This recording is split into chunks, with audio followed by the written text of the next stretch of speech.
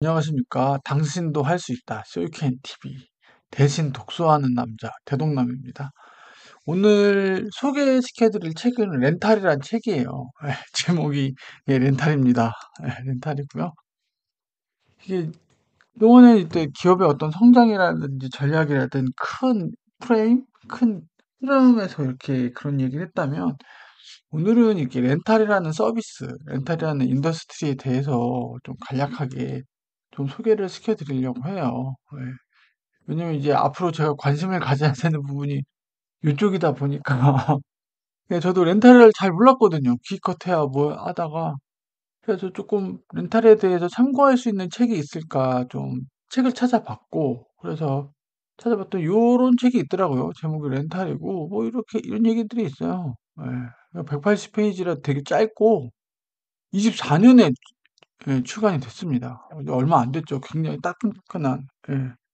그래갖고 렌탈이 지금 굉장히 급성장하고 있고 향후 전망이 어떻고 렌탈이라는 서비스에 대해서 어떤 성격, 왜 이게 지금 그렇게 각광을 받고 있는지 그걸 좀 소개해 주는 책이에요. 왜냐면 요거는 이제 개인적으로 관심을 가져야 되는 분야다 보니까 예전에 이제 패션 비즈니스 수지 브루어가 지은 그 책에 대해서도 소개를 해드렸잖아요.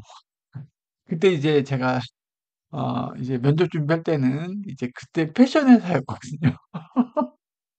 물론 제 첫 회사도 계열사 중에 패션 회사가 있긴 했어요. 그래서 패션에 대한 어떤 기본적인 소양이라든지 뭐 비즈니스는 알고 있었는데 좀 더 정리를 해볼까 해서 수지 불어의 패션 비즈니스라는 책을 봤었고, 요번엔 이제 렌털이라는 서비스에 대해서 좀 기계적으로 공부를 해볼까 하고 해당 책을 좀 봤습니다. 해당 책은 솔직히 추천드리지는 않아요. 굳이 뭐 나는 뭐 관심이 없다.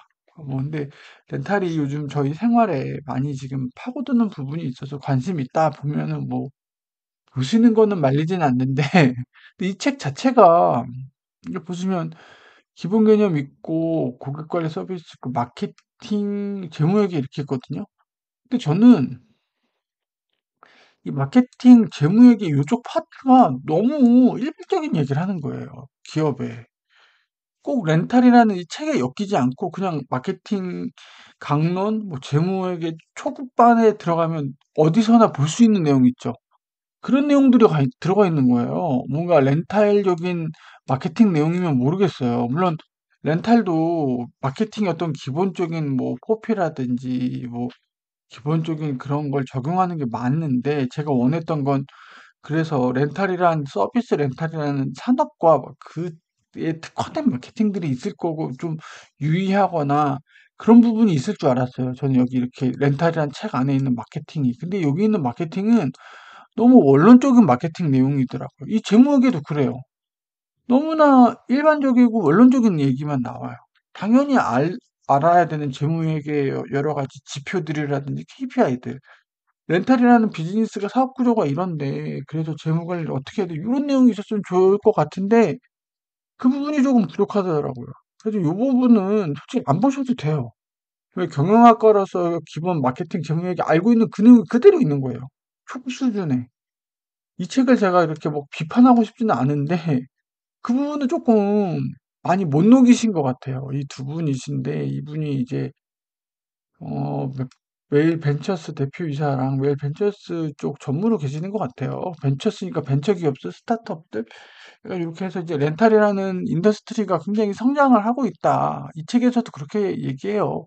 성장이 지금 굉장히 잘 될 거고, 플랫폼화 되면서 여러 기업들이 이제 참여가 되고, 대기업이 참여가 하면서 이제 해당 렌탈 시장이 크게 성장할 것이다. 라고 이렇게 전망을 주세요.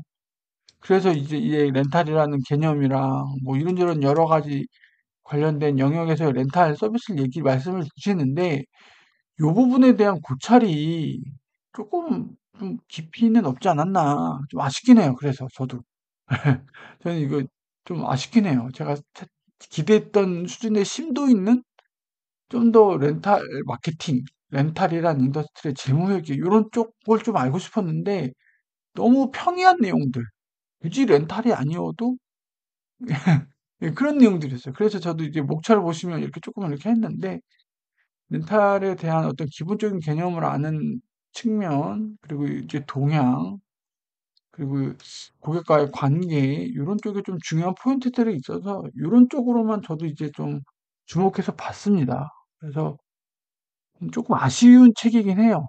아쉬워요. 근데 이제 제가 정리한 내용을 좀 공유해 드리는 측면에서 일단 하려고 합니다. 예. 좀 보시고 길지는 않을 것 같아요. 예.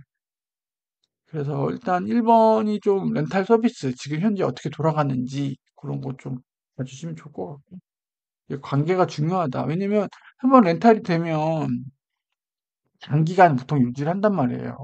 그 사이에서 이때 신뢰성이 확보가 돼야 되고, 그런 계속 유지 보수 서비스가 들어가다 보니까 CRM이 되게 중요한 요소인 거죠. 그리고 고객의 그 개인정보, 요즘 개인정보가 중요하잖아요. 예, 그런 민감도가 높은 정보들이기 때문에 그런 거 하고, 그리고 동향. 이거 몰랐는데 일본이 이 렌탈 산업이 정말 크더라고요. 예. 일본이 이렇게 큰 이유가 버블 경제 이후에 이제 경기 침체가 오래되다 보니까 약간 공유 경제 느낌으로 렌탈 서비스가 막 많이 나왔어요. 얘네는 중고 시장도 굉장히 활성화돼 있거든요. 우리나라의 중고나라 당근가 메르카리라고 그 몇 조 원을 해요, 걔가. 일본 그러니까 일본 분들이랑 성향이 좀 맞는 것 같아요. 예, 아나바다 운동 같이 이게 장기 침체가 길어지면서, 근데 이분들은 약간의 조금 어느 정도냐면 애인 대행, 가족 대행 이런 것도 렌탈이에요. 가족을 대행해 주는 거예요. 애인도 대행해 주고 약간 조금 저희의 그 심리랑 정서랑 안 맞는 부분이 있죠. 근데 얘네는 진짜 오죽하면 진짜 아주 사소한 것까지도 렌탈을 해서 쓸 정도예요. 뭐 그 명품 시계 이렇게 구독 서비스, 명품 대여 서비스 이런 것도 있어요. 그러니까 우리랑 좀 안 맞는 부분도 있죠. 약간 뭔가 국민성이라든지 그런 측면에서. 근데 이 카테고리의 세분화가 정말 많이 돼 있어요. 렌탈, 야, 이런 것도 렌탈한다고? 그 정도로 싶을 정도로. 예. 오죽하면 제가 모르겠는데 미스터 도넛의 모회사가 있어요. 미스터 도넛의 모회사가 여러 가지 그룹인데 걔네가 했던 게 뭐 처음 런칭했던 게 뭐라더라? 청소용품 대여업인가? 그런 것도 있어요. 청소용품을 대여해서 써요. 진짜로고 뭐고 본인이 그러니까 했을 때 내가 오래 안 쓸 것 같다. 아니면 내가 좀 써보고 경험하고 싶다. 그런 것도 렌탈해서 써보는 거죠.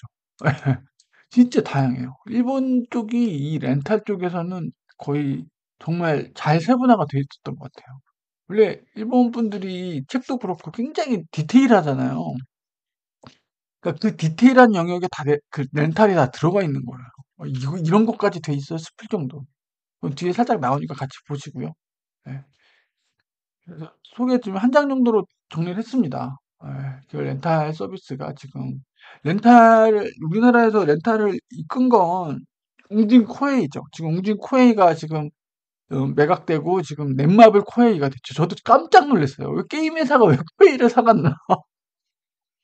근데 그 코웨이 하셨던 렌탈 하셨던 분이 좀 입지전적인 거죠. 그 렌탈 서비스를 처음 저 어릴 때 그 시장에서 보리 사가지고 엄마가 큰 주전자에 보리차 끓여가지고 이렇게 식혔다가 이제 냉장고에 넣어놓고 그랬거든요. 그래서 정수기, 뭐 물을 사 먹는데 이건 되게 부잣집 애들이었어요. 근데 이제 지금은 정수기가 일반화되고 렌탈하는 게 일반화가 됐잖아요. 예, 그래서 그때 이제 웅진 코웨이가 업계 1위죠, 지금도. 이제 넷마블 코웨이가 됐는데, 예, 확실히 잘하고 있는 것 같아요. 그러니까 렌탈 사업의 비즈니스 구조가 이렇게 있어요. 가입을 하고, 그 다음에 쭉 사용을 하다가, 기간 만료가 돼서 해지를 하든지, 기존의 제품을 재렌탈하든지, 아니면은 새로운 제품이 나왔을 거잖아요. 그럼 그걸 이제 바꾸는 거죠. 이 멤버십을 가입을 해서 또 다른 서비스라든지 1년 정도 지나면 2, 3년 지나면 이제 멤버십이 이제 생기는 그런 것들도 있거든요. 그리고 소유권이 이전되는 부분도 있고 그렇게 되기도 하고. 그래서 캐시인, 캐시아웃이 어떻게 되냐면 렌탈 등록비가 있겠죠. 처음 등록비가 있어요. 예, 어느 정도 하고. 계약금 걸듯이. 그리고 이제 이 집으로 그러면은 이제 예를 들어 정수기로 예를 들게요. 정수기가 이렇게 간단 말이에요. 정수기가 이렇게 가요. 그러면 이 정수기 이를 만드는 제조 비용이 있었을 거 아니에요. 제조 원가 이게 들어가겠죠. 그리고 설치 수수료 기사님 와서 설치 수수료 해주시고 물 따가지고 호스 따가지고 해주시고 여기 들어가는 부품들 판매 수수료 이런 것들이 뭐냐면 이게 회사가 보통 이렇게 있어요. 이 계약, 고객들은 이 A라는 회사랑 계약을 해요. 막 하고. 그러면 이 A의 자회사, 이 회사가 이렇게 가요, 보통. 이분들이 누구예요? 이분들은 보통 뭐라 그러지? 관리사분들이자 그러잖아요. 수질 관리사분들, 그분들, 용역 이렇게 하시는 분. 보통 요런 구조로 돼 있어요. 이 회사가. 그러면은 이제 A가 계약을 따고 여기다가 회사에다가 수수료, 월급을 이제 드리는 거죠. 이거 할 때마다. 이분들이 이제 월급을 받고 출장비 이런 거 받고 요런 구조로 돼 있어요. 보통 회사들이. 그래서 처음에 가입하면 캐시인, 캐시아웃 되고 그다음에 이제 렌탈료가 쭉 들어오는 거죠. 렌탈료가 쭉. 약간 그 휴대폰의 월 사용료가 계속 그렇게 사용료가 나가는 거예요. 사용을 하니까. 이게 렌탈의 이제 핵심 수익 구조죠, 이게. 한 번 하면 장기간. 네, 그래서 근데 그 사이에 이제 유지 관리 수수료가 계속 나가는 거죠. 근데 이거를 어떻게 해주느냐에 따라서 이제 계약 조건이 달라지죠. 예를 들어서 뭐 새로운 업체가 나오면 저희는 가입비 안 받고요. 뭐 유지 수수료 뭐 1년 동안 무료에 무상으로 제공해 드려 이런 걸 하는 거죠, 이제. 핸드폰스럽게. 물론 핸드폰은 렌탈은 아니긴 하지만 사용료가 나가고 기간이 끝나려면 이제 또 재렌탈 했을 때 들어오고 요건 이제 계속 나가게 되는 거죠. 전체적으로 보시면 될 것 같고 그 렌탈이 되게 핵심이 이거예요, 이거. 왜냐면 굉장히 이 캐시 플로우가 한번 계약을 따잖아요. 캐시 플로우가 굉장히 안정적으로 돌아가요. 예, 이게 그래서 회사 입장에서는 굉장히 뭐라 그럴까 노난 산업이죠. 예. 월마다 계속 그렇게 들어온다는 게 그런 게 몇 개 있죠. 핸드폰도 그렇고 뭐가 있죠, 여러분들?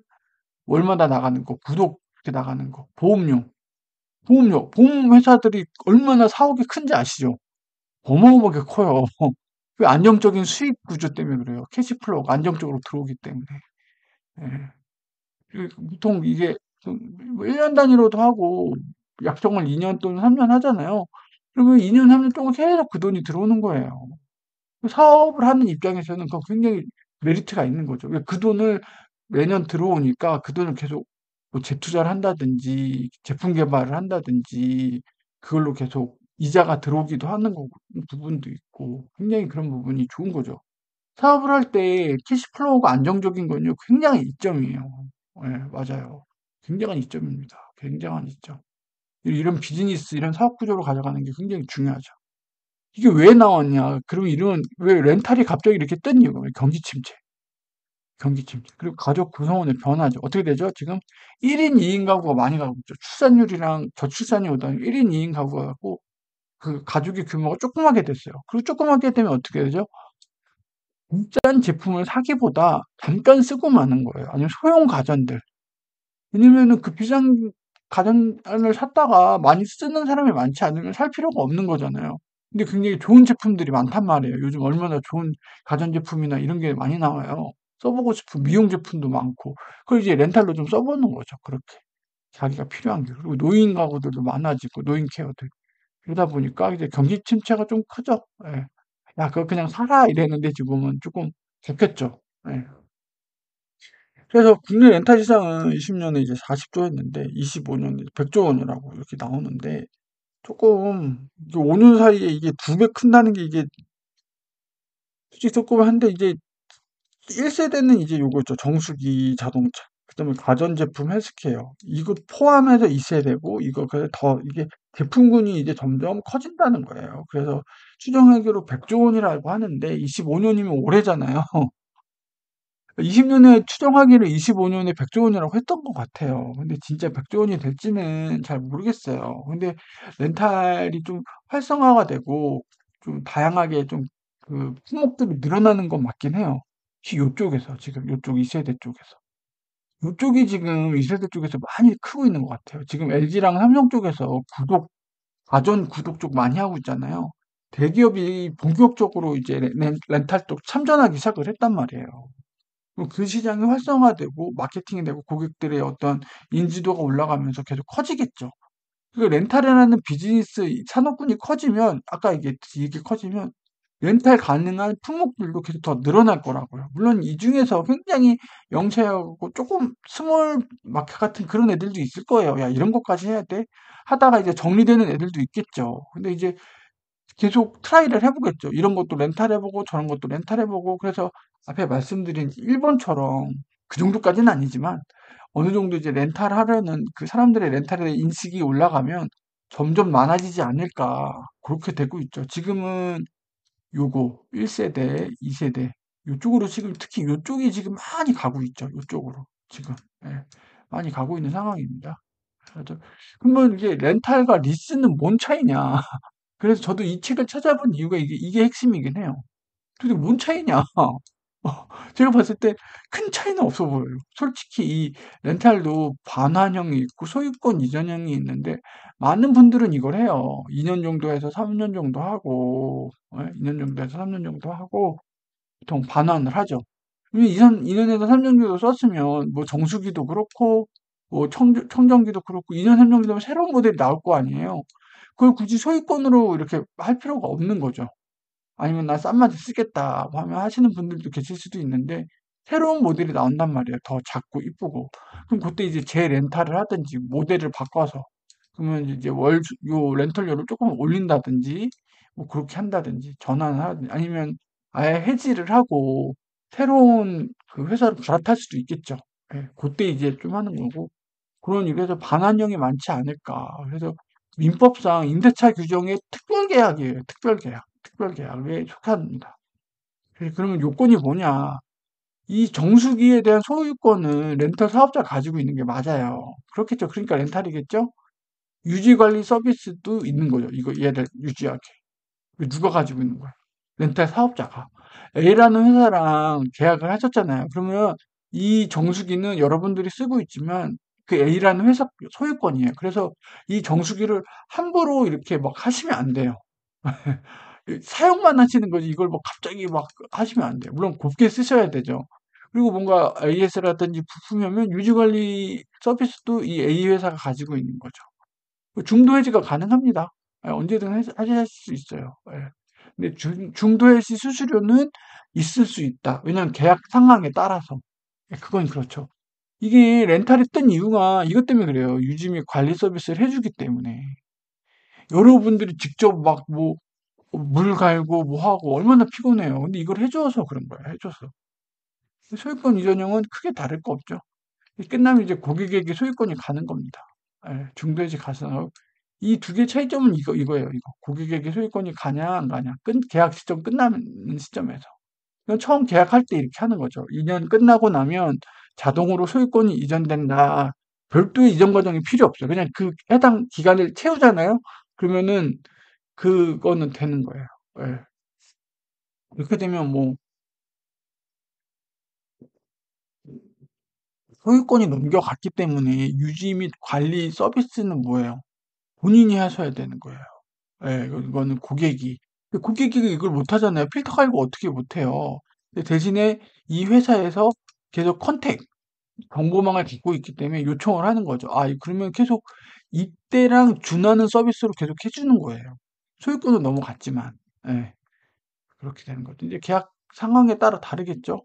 예, 이거는 뭐 이렇게 되면 뭐 평소 렌탈료를 높게 받는다든지 낮게 받는다든지 아니면 이제 소유권이 이전되는 시점에서는 이때는 뭐 무상이었는데 이때부터는 어느 정도의 이제 유상으로 전환이 되겠죠?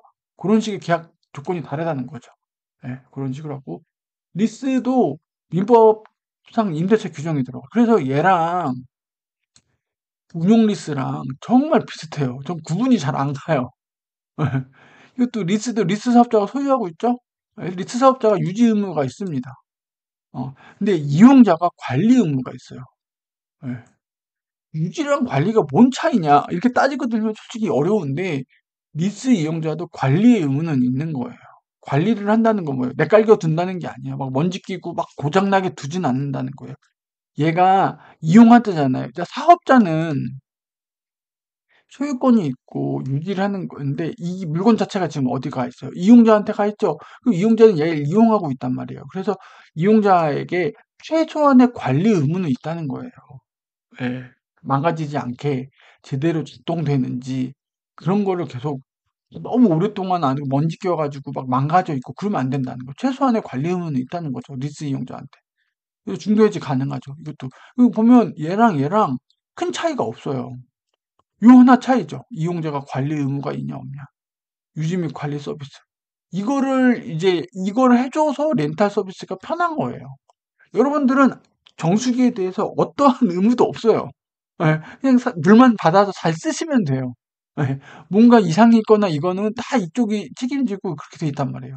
근데 리스는 그래도 관리 의무 자체는 있어요. 그렇죠. 관리 정도는 해줘야 되는 거예요. 그러다 보니까 그런 것도 필요하고 실제로 이 책에 보면 막 그 정수기 사례 막 나와요. 아무리 이 유지 및 관리 서비스가 렌터 사업장에 있다고 해도 이분들이 그 수많은 정수기를 다 일일이 모니터링 할 수는 없잖아요. 그래서 쓰는 이용자 입장에서 기본적인 거는 약간의 청소라든지 뭐 이렇게 해 주셔야 되는데 뭐 열어보니까 작동 안 돼서 열어보니까 너무 막 이상한 데다가 정수기를 놓고 써 가지고 먼지가 엄청 쌓여 있다든지. 근데 그게 그 케어하시는 분의 책임은 아니잖아요. 고객이 약간 그런 상황에서 쓴 걸 가지고서. 그 기계라는 것도 좀 쾌적한 환경에서 써야 얘가 오랫동안 정상적으로 잘 활동을 하지 막 먼지 엄청 나고 막 더러운 데다 쓰면 어떻게 되겠어요. 그만큼 노후화가 빨리 되겠죠. 어. 그러면 좀 막 뭐라 그러면 안 되겠죠. 그래서 약간 그런 고충이 있다고 얘기하긴 하더라고요. 예, 그 책에서. 그래서 이렇게 있고 금융 리스는 좀 잘 보셔야 되는데 약간 달라요. 얘는 여신 금융정문법 상법과 요걸 적용을 받습니다.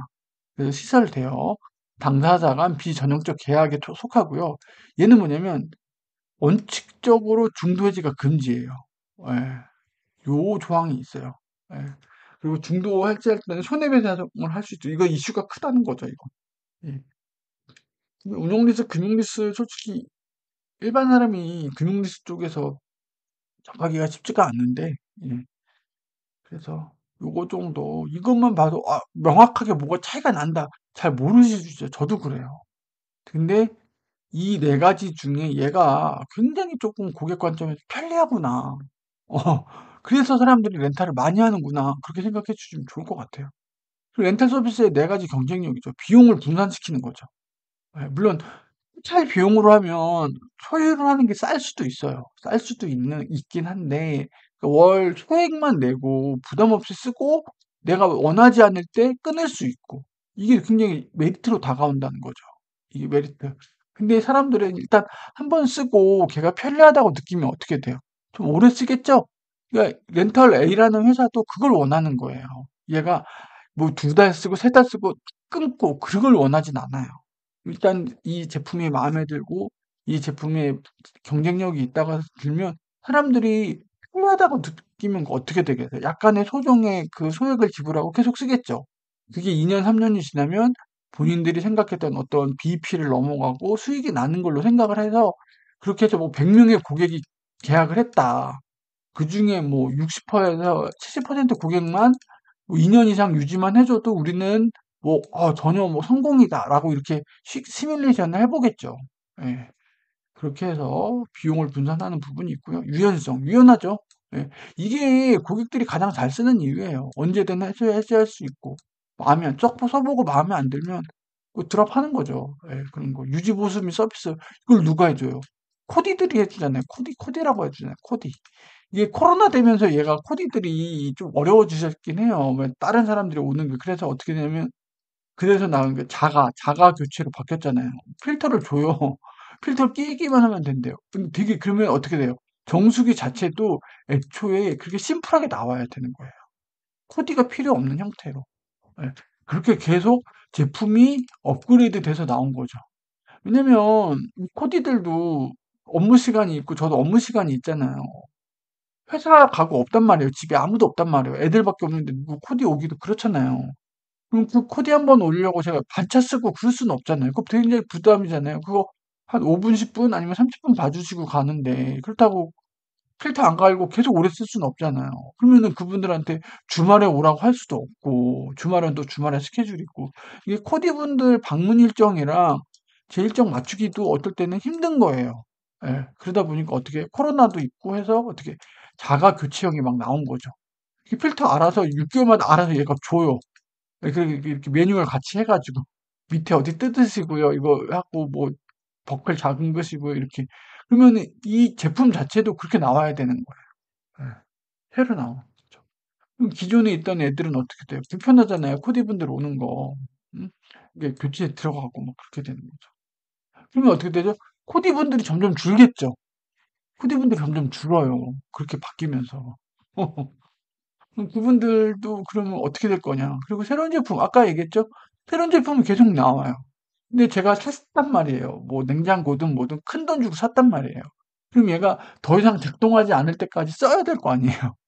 그럼 몇몇 얼리 어답터 분들은 뭐 그걸 중고로 팔고 또 새로 하시는 분들도 계실 수 있죠. 근데 많은 분들이 전자제품이고 뭐고 하나 사면 얘가 진짜 작동을 안 해가 모터 안 돌아갈 때까지 쓰고 그 다음에 새로 사잖아요. 그러면 그 사이에 이제 많은 게 지나가죠. 아, 저거 갖고 싶은데. 아, 다이슨 뭐 새로 나왔네. 아, 근데 나 이거 왜 이렇게 튼튼하지? 새거 들어가는데 다이슨 또 사기도 그렇잖아요. 신제품은 막 2년, 3년마다 계속 나와요. 가전제품이. 뭐, 최첨단이 막 나온단 말이에요. 네, 그러니까 이제 새로운 제품을 쓰고 싶고 그런 경험들이 있기 때문에 그럴 때 이제 렌탈을 쓰면 편하다. 실제로 리스 차들 있잖아요. 리스 차.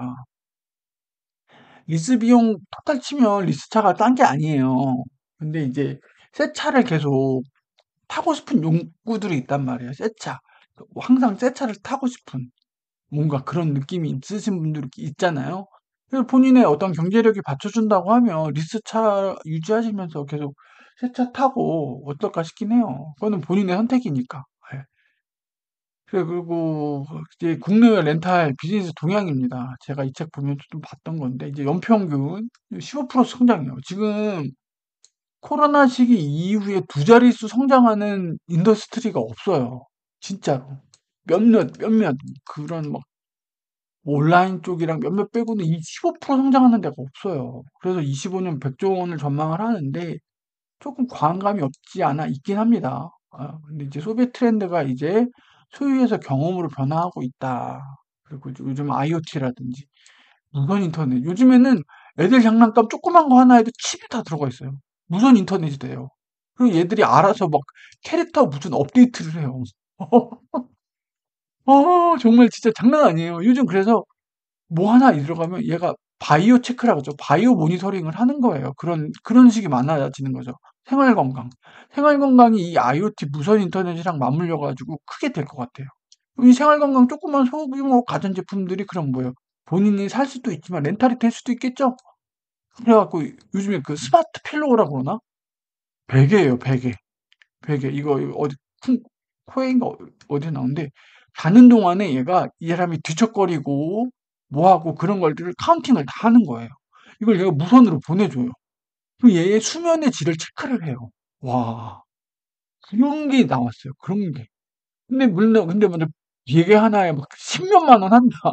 그럼 어떻게 해요? 물론 베개라는 거는 소중한 존재에게 구매도 하겠죠. 근데 몇 번, 잠깐 몇 개월 써볼 수도 있는 거고, 본인이 이게 필요한 건지 아닌 건지. 그러니까 이런 식의 신기술이라든지 품목들이 많아지면서 이렇게 많아지죠. 그러면서 이제 요거와 동반돼서 렌탈 서비스도 활성화되지 않겠냐, 이렇게 얘기하는 거죠. 저는 요거는 좀 가능성은 있다고 봐요. 지금도 아닌 게 아니고. 제가 솔직히 고혈압이 있어서 병원에서 그러더라고요. 혈압계 하나를 사래요. 가정용 혈압계. 이게 되게 유명한 게 오므론이라고 있어요. 오므론. 오므론. 네, 오므론이라고 해서 가정용 혈압계거든요. 이거 사놓고 진짜 저 1년에 한 번 재나? 너무 아까워요. 돈 너무 아까워요. 아, 하도 막 그 혈압 그 건강에 대해서 샀는데 차라리 렌탈을 했으면 나았을 것 같아요. 차라리 렌탈을 했으면.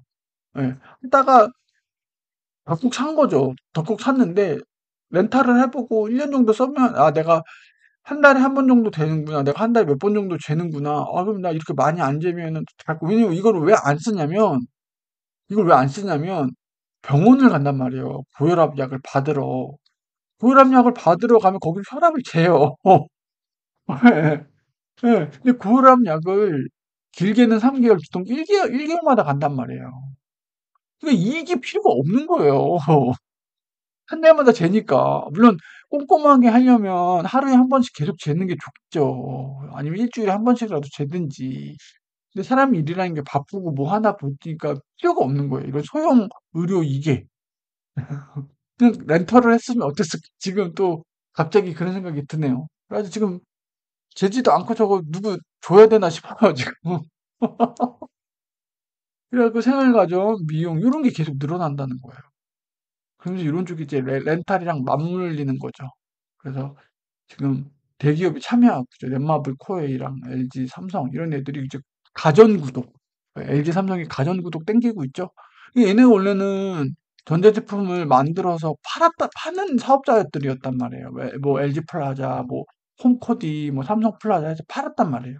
근데 경기가 어려워지고 막 가전제품들이 얼마예요? 엄청 비싸지죠? 지금 그게 양극화가 되는 거예요. 엄청 고가의 TV들, 소유하시는 분들 계시고 그분들 코디 받고 아 너무 비싸. 근데 새로운 제품은 쓰고 싶단 말이에요. 그리고 옛날보다 기본적으로 TV 단가라든지 이 단가가 기본적으로 올라갔어요. 예. 물가 상승과 함께 반도체 수급이 어렵죠 그런지. 근데 이렇게 하면 점점 그러면 가전 수요가 줄겠죠. 근데 이분들은 이제 이 LG나 삼성은 계속 새로운 제품을 만들어내고 수요를 창출해야 된단 말이에요. 근데 가격이 올라가니까 수요는 준단 말이에요. 그럼 이 양극화가 되면서 고가 라인은 고가 라인대로 가고 일반적인 라인은 이제 가격이 오르니까 많이 수요가 준단 말이에요. 그럼 이걸 어떻게 풀어야겠어요? 그래서 가전 구독으로 푸는 거예요. 이거 뭐 몇백만 원 한 번에 나가는 걸 구독으로 좀 풀자. 좀 머리를 잘 쓴 거죠. 궁여지책이긴 한데 경기가 좋을 때는 많은 사람들이 바로 샀겠죠. 근데 이게 단기 침체가 되고 물가가 상승하면서 가전제품도 이제 가격이 오르면서 이렇게 하는 거예요. 접근 가능성이 떨어지는 거죠, 일반인들이. 그러면 어떻게 가격을 확 낮추는 비즈니스 모델, 렌털 러, 렌털 같은 느낌의 가전 구독으로 가게 된 거죠. 예. 그렇게 해서라도 수요를 계속 창출을 하는 거예요. 물론 수요가 이때는 하나 팔아서 하나 파는 거였다면 이제 하나가 나오면 돌고 돌겠죠. 근데 2년, 3년 가겠죠. 그래도 이게 약간 비즈니스 모델이 좀 더 달라지긴 했지만 대신에 안정적인 그 캐시 플로우를 유지할 수는 있을 수 있으니까 그거는 또 그렇게 그래서 지금 LG, 삼성 대기업들이 지금 저 렌탈 시장에 구독 시장에 들어오기 시작했고 그리고 해외 시장 있죠. 이게 렌탈이라는 게 국민소득하고도 관련이 있거든요. 국민소득이 몇만 불 이상 올라가야 렌탈 인더스트리 서비스가 활성화가 돼요. 진짜 이건 있어요. 대한민국도 그래서 돈이 없을 때 렌탈이라는 게 별로 없었는데 어느 정도 자기의 씀씀이나 국민소득이 높아지면 이렇게 된다는 거죠. 구독이라든지 렌탈이라든지. 그래서 약간 그 동남아시아나 이런 쪽에 이제 국민소득이 올라가는 그런 쪽 있죠? 그런 쪽으로 이제 해외 시장 이렇게 된다고 전망이 그렇게 나오고 있습니다. 해외 동향 같은 경우는 이제 일본 사례가 많아요. 예. 우리는 보통 회사가 있고 고객이랑 해서 회사가 물건 보내주고 유지 관리해주고 요게 메인이라면 지금까지 계속 그랬죠. 예, 정수기도 그랬고 1세대 정수기도 그랬고 가전도 그랬고 그랬죠. 얘네는 시투츠 그러니까 당근마켓 같은 거예요. 당근마켓.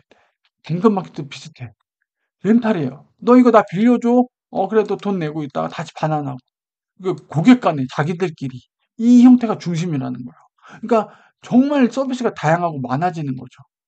그리고 유지 보수 서비스보다 단순 제품 일회성 단기간 대여료로 하는 거죠. 그래서 대여 서비스가 굉장히 촘촘하고 세분화가 돼 있다. 그래서 요 일본 사례를 보고 그러니까 우리나라도 이렇게 좀 더 다양한 제품으로 세분화될 수 있지 않을까? 그런 식으로 얘기할 수 있다는 거죠. 물론 국민성이라든지 약간의 그 경제가 성장하는 그런 것도 영향이 있다 보니까 얘네는 이제 장기 침체가 오래돼서 그런 이렇게 더 발달을 한 거죠. 대여 쪽이. 오죽하면 가족 애인 대행도 있어요. 이걸 렌탈이라고 볼 수 있을까 모르겠는데 가족들이 연기자가 등록이 돼 있어요. 본인이 선택을 해요. 엄마 연기자, 아빠 연기자. 패밀리 로맨스라는 어플이 있거든요. 그 막 가족들이 그래서 우리나라도 실제로 도입이 됐었잖아요. 그 뭐 결혼식 할 때 친구들이 너무 없으면 그래 보이니까 일일 알바비 같이 뭐 이렇게 하시는 뭐 명품 렌탈. 인샵 렌탈은 뭐냐면 제가 빌딩 이렇게 있으면 카페를 냈단 말이에요. 이렇게 뭐 30평 뭐 15평 냈단 말이에요. 근데 이 건물주랑 저랑 계약을 한 거잖아요. 이걸 우리는 소위 전대차라고도 할 수 있는 거예요. 제가 임차받은 걸 다시 전대차 하는 경우도 있어요. 근데 보통 전대차 할 때 이 소유주한테 보통 얘기하라는 권한도 그것도 있거든요. 왜냐면 이 소유권은 이 소유자잖아요. 건물주잖아요. 얘는 이걸 빌려만 쓰는 거고 이거를 너무 함부로 쓰면 이게 건물이 망가진단 말이에요. 저 건물의 가치도 떨어지고. 그래서 이렇게 보통 계약할 때 너 전대차 할 거면 나한테 미리 통보해. 아니면 전대차 금지 조항을 넣기도 해요. 특약으로. 보통 그렇게 하기도 하는데 일본은 이렇게 있으면 이렇게 본인이 이제 30평 카페를 냈잖아요. 근데 내가 보니까 이쪽은 계속 놀아. 손님이 없어. 계속 빈자리야. 그러면 난 여기서 이렇게 하고 요 인샵 가운데를 요거를 렌탈해 준다는 거예요. 이런 것도 있어요. 그러니까 인샵 안에 인샵처럼 이게 인샵 렌탈이라는 거예요. 예. 그리고 너는 여기서 그러면 액세서리 팔아. 나는 여기 카페 할게. 요거. 아니면 내가 여기 소유주야. 1층 소유주야. 1층 소유주야. 1층을 내가 소유를 하고 있어. 카페 주무를. 그럼 여기를 렌탈해 주는 거예요. 너 10평 정도 너한테 렌탈해 줄게. 계약서 물론 쓰겠죠. 여기서 카페하고 여기서는 뭐 도넛을 판다든지. 근데 이게 C2C 간에 된다는 거예요. 이게 얼마나 활성화가 됐으면. 그 마루이 백화점이라고 있는데 물건을 팔지 않는 백화점으로 좀 이슈를 끌었대요. 예. 우리나라는 백화점이 계속 고속 성장하고 있죠. 뭐 명품인데 일본은 뭐 이세탄 백화점 빼고는 약간 백화점이 옛날 같지 않긴 해요. 일본은 왜냐면 경기 침체도 오래되고 걔네는 약간 카테고리 킬러가 이제 메인인 그런 쪽이 이다 보니까 근데 이제 마루이 백화점은 물건을 팔지 않고 이게 백화점 건물이 이렇게 있는 거예요. 테넌트라고 보통 하는데 일반적인 백화점이 테넌트예요. 공간을 팔죠. 아주 얘가 판매 수수료를 내요. 보통 이렇게 되거든요. 여기는 공간 임대를 한다는 거예요. 임대 사업자. 그러니까 크게 다르지가 않는데 백화점이 물건을 파는 애들한테 공간 임대를 했단 말이에요. 백화점들이. 백화점의 통상적인 백화점은 물건을 파는 사업자한테 백화점의 이 공간 테넌트라고 해갖고 공간을 줬단 말이에요. 그럼 얘들이 뭐 아이스크림도 팔고 코트도 팔고 남성복 팔고 이런 애들이 쭉 있다 보니까 온갖 걸 팔아서 백화점이라고 얘기를 한 거거든요. 이 마루이 백화점은 물건을 팔지 않는 애들한테도 그냥 공간을 임대하는 거죠. 예. 요즘에는 그렇게 나온 게 뭐예요? 마루이 백화점 컨셉으로 나온 게. 요즘엔 뭐 몰이죠, 몰. 뭐 스타필드라든지 이런 애들. 물론 물건도 많이 팔고 하는데 그냥 거기 와서 놀아라 이거예요, 그냥. 오락실 있고 무슨 뭐 있고 뭐 그런 걸로 채워놨다는 거예요. 체험 공간. 그 비중이 좀 크다는 거죠. 일반적인 백화점보다. 걔네는 뭐 받아요? 판매 수수료는 없고 판매 보통 연동해서 수수료를 받거든요, 백화점이. 그냥 임대료만 받는 거예요. 임대료. 임대사업자인 거죠. 임대사업자. 예. 그 마루이 백화점 그런 거죠. 왜 백화점이 어디에 있는데 번화가에 있잖아요. 번화가. 사람들 많은 유동인구 많은 쪽에다 옛날부터 자리 잡고 있기 때문에 여기에다 공간들을 파는 거죠. 오락실, 뭐 요리 이 스튜디오, 뭐 꽃집 학원들 막 이렇게 체험을 파는 곳으로 바뀐 거예요. 체험을 파는 곳으로. 그래서 향후 전망이 어떻겠냐? 제품 대여 관리, 기업 간의 어떤 제휴라든지 협업이 더 다양해지면서 더 전선이 이제 넓혀지는 거죠. 이제 더 다양하게. A라는 회사는 뭐 하고 B라는 회사는 뭐해? 엮어서 하나의 렌탈 서비스로 내는 거죠. 이건 온라인화가 되고 요즘에는 점점 이 제휴와 협업이 많아지는 것 같긴 해요. 그래서 이 렌탈의 어떤 제품군이 더 많아지고 이 제품군이 많아졌잖아요. 그럼 이걸 하나로 묶을 수 있는 플랫폼, 고객이 여기만 오면 이걸 다 즐길 수 있는 오픈마켓 같은 플랫폼화가 되지 않겠냐라고 이 책은 제안을 하죠. 이 책을 쓰신 분들이 그 메일 벤처스 쪽 분들이다 보니까 아마 이렇게 제안을 주신 것 같아요. 저는 여기서 이제 이슈가 되는 거 요런 쪽들 저희 쪽 국내 렌탈 사업이 성장할 여지가 있고 그 대기업들이 지금 하면 성장한다는 건 뭐죠? 경쟁 강도가 높아진다는 거예요. 경쟁 강도가 높아진다는 거고, 그만큼 경쟁이 치열해진다고 하는 거고, 뭐 전략적으로, 기획적으로 해야 될 일이 많다는 거죠. 그래서 제가 좀 관심을 가져야 되는 서비스 인더스트리다 보니까 책을 하나 사서 봤고, 여러분도 여러분들 생활에 점점 이제 좀 파고드는 영역 같긴 해요. 실제로 저도 이제 정수기 같은 부분은 계속 렌탈해서 쓰고 있는 부분이 있어가지고 그런 관점, 저거 렌탈인가? 아, 이런 계속 앞으로 저런 쪽으로 이제 서비스가 늘겠네 하고 현명한 소비가 뭔지 그것도 한번 귀담아 들을 겸 소개를 한번 시켜드리고 싶었습니다. 예.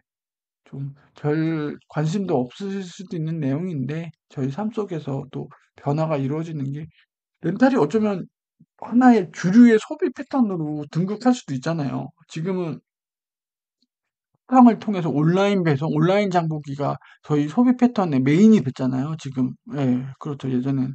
그런 것처럼 렌탈이라는 이 사업도 이제 몇 년 더 지나면 이렇게 구독하고 렌탈하는 게 저희 소비 패턴의 어떤 중요한 하나의 맥이 될 수 있지 않을까.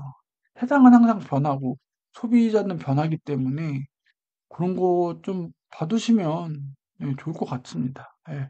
긴 시간 또 봐주셔서 정말 감사드리고요. 당신도 할 수 있다. 쇼유캔 TV 대동남이었습니다. 감사합니다.